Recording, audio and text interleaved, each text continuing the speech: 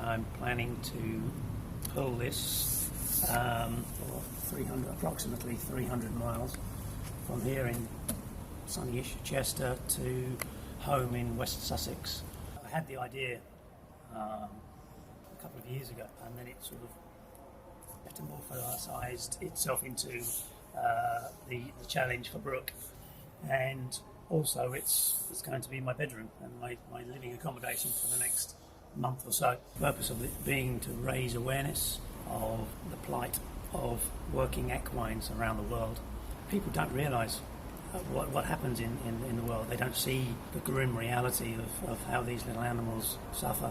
There are 100 million working equines around the world, supporting 600 million people. I mean, we jump into our car, we don't worry about it, and the warning light comes on.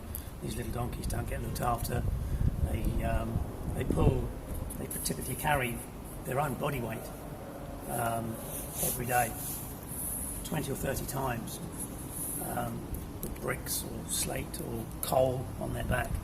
The reason for using the cart is to emulate the working conditions of a horse or a mule. The fact that they're not going to be very well looked after, they're not going to be given the best food, they won't see a farrier very often to look at their feet, they'll probably never see a vet. Quite often, at the end of the day, these little donkeys, and probably more often the ones that are connected are harnessed, they don't even disconnect them from the cart. Somebody went out, this little horse has been connected to the cart for 18 months, night and day, and working all day. It's wicked. It's a hard life for them.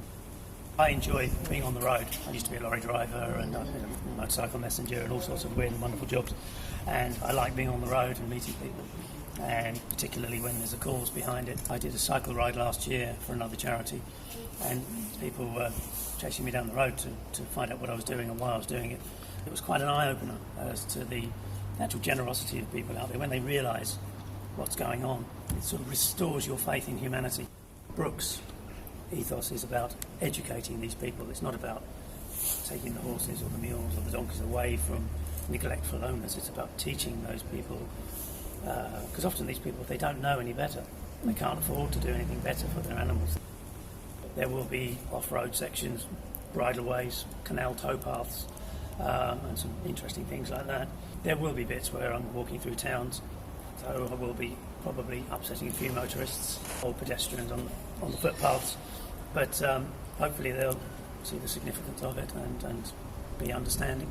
I'm looking forward to waking up somewhere new in the mornings, lifting the lid on my home and seeing where I am and going down the road to hopefully find somewhere I can get a nice cup of coffee.